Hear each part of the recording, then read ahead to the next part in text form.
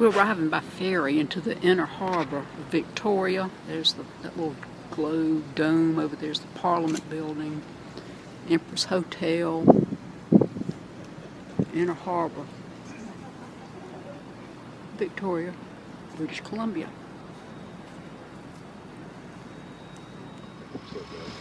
This is the beginning of a new video. Victoria is the capital of British Columbia, even though it's an island.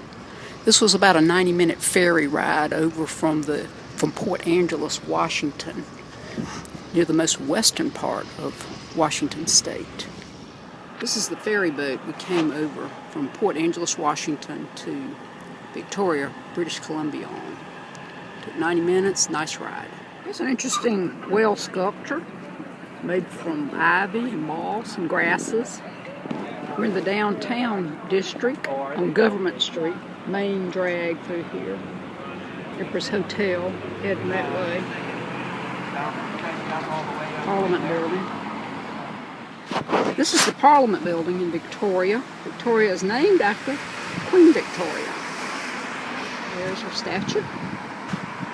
I think I've got Bob talked into going on a tour of the Capitol building, of the Parliament building. Here's a monument in the Parliament grounds to the Canadians who have died fighting in World War I, World War II, and the Korean War. And right over here is the famous Empress Hotel, which I think now is run by Fairmont. Okay, officially leaving Victoria. Neat city. It's worth a visit. I'll explain where we are in a minute. Those are eagles. 1, 2, 3, 4 eagles sitting. When I got here, there were about 7. Just sitting down there. We got some fish with them there, but we drove 70 miles from Port Angeles to here. And I don't know where this is, but it's where this strait of whatchamacallit, I'll get the details in a second, but we're right at the Pacific Ocean, 70 miles from Port Angeles. This is the furthest, one of the furthest western claim points in continental United States. Right, here's some factoids. There were 5 eagles, not 4. That one to the left didn't have a white head, but he was an eagle.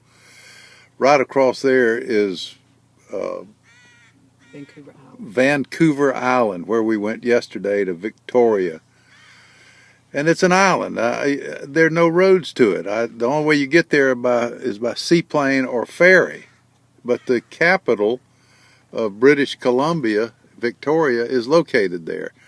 But right out there is we're in a little town called Neah, N-E-A-H Bay. And that's the Strait of Juan de Fuca, F-U-C-A, right out there that goes to the Pacific Ocean. So this is about as north and west in the United States as we're going to get. At least, now you talk about desolate getting here. It was just riding through the forest. It was something, washed out roads and all that stuff. And this is an Indian reservation, so hope that puts a little clarity on it. Close-up eagle action. There's a piece of salmon laying out there, and there's one that just lit right there. And one was flying, and another one harassed him into dropping it, and then they got in a squabble about it. By the way, this is Neah, N-E-A-H, not Mia. I don't know what I said, but here's a pretty good shot of an eagle. This is not it doesn't have a white head, but that's a big old eagle. Right over there where that person's walking at the base of the pier. There must be 20 of them over there. Somebody cleaned some fish and put them down there, and they're scavenging those fish. There's one. All right, there are a couple of eagles right there. I was going to see how close they'd let me get, and this is about it. I'm going to walk up on that one. He might come get me.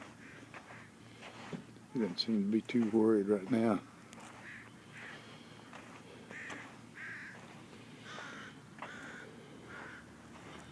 There he goes.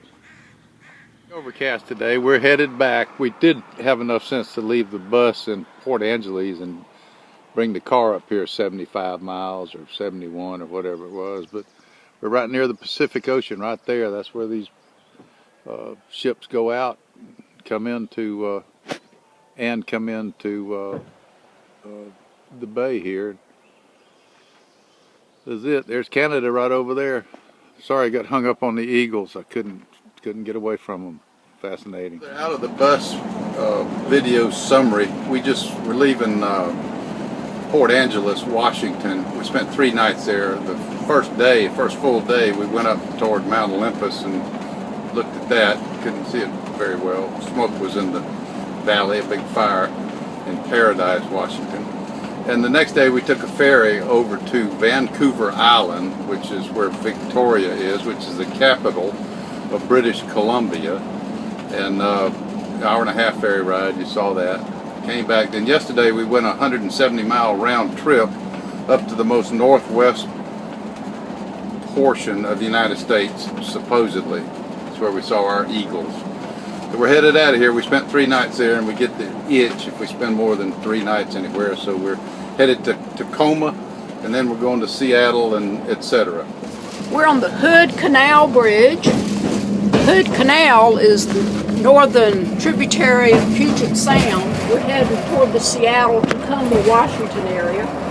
This bridge is the largest floating bridge in the United States and possibly in the world. We're on the Tacoma Narrows Bridge. Going toward Tacoma, Washington, we're heading east. That's Mount Rainier in the background. And back over there is where they had the U.S. Open last weekend, Chambers Bay Golf Course.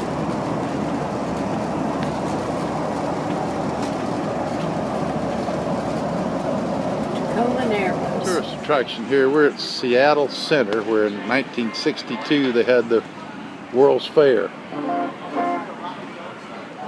And there's the main attraction right there. And I'm shooting it from the bottom because it cost $26 a head to ride it, which I don't care. But you also had to wait about 2.5 hours before you could go up there. So Jenny opted out. I don't know, by the way, that is the Space Needle Camping World, which is a big franchise, big one. About 31 miles south of Seattle, and I just want to hold the camera there for a little bit. And there's Mount Rainier over there. I can't believe the amount of traffic that's up here around Seattle. We're 31 miles south of it, and it was like this. It's been like this like all day. I mean, this is just kind of normal. We went into Seattle this morning, and it was like that going that way, which is to the left.